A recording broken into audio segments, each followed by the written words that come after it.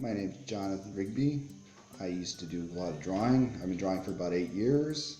And the real key to doing really great drawing is shading. And I'm going to show you how to shade. The great thing about drawing pencil is the stuff you need is really cheap and easy to find. This paper cost me $5. This cost me $1. And Tourleen's you can get a bunch for $7. And a good pencil set will cost you $4.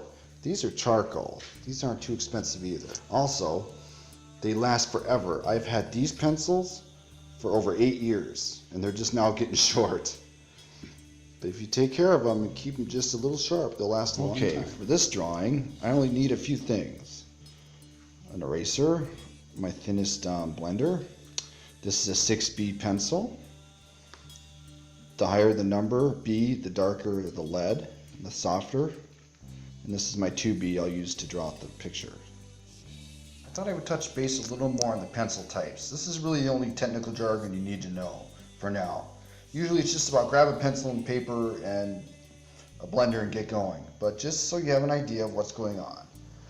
Remember I told you about the 6B being lighter and darker? That's just a softer lead.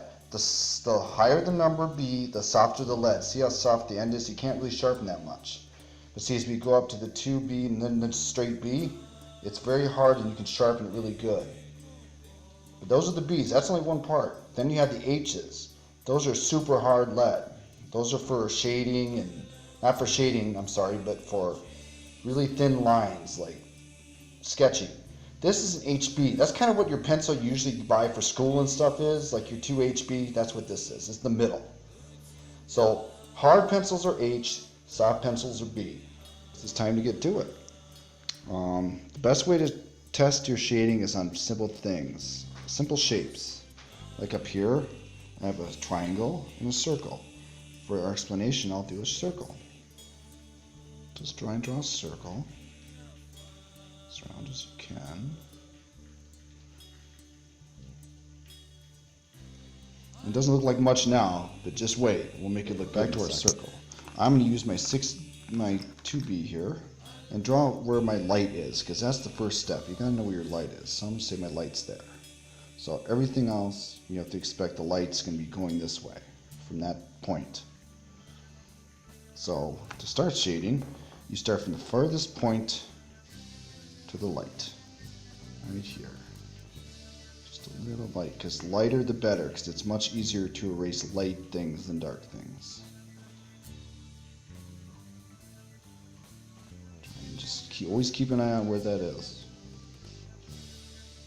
Okay, now I'm going to get my blender, see what I can do. And the darker, the further away. You want to go in the same way because the effect of an actual physical thing.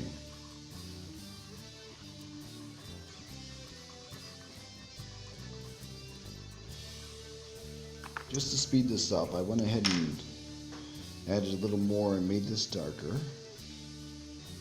And I went in and moved the shading all the way up so it's almost like this circle up here. You want to try and keep this in a circle because it gives the effect of roundness to our sphere. So now it's a sphere because it's got depth.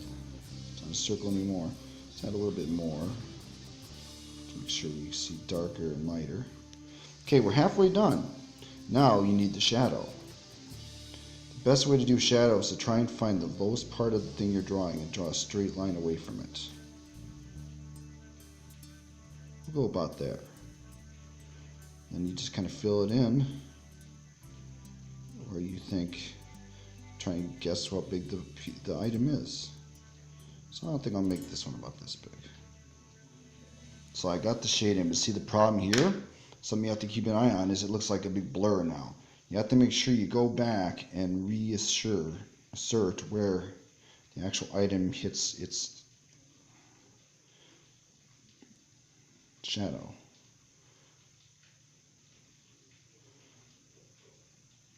I want to make sure you can see right where that is. By taking a little bit off with your eraser will help a little too.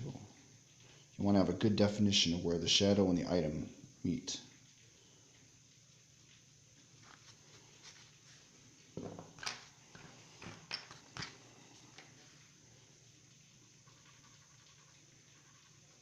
It's a lot of going back and forth.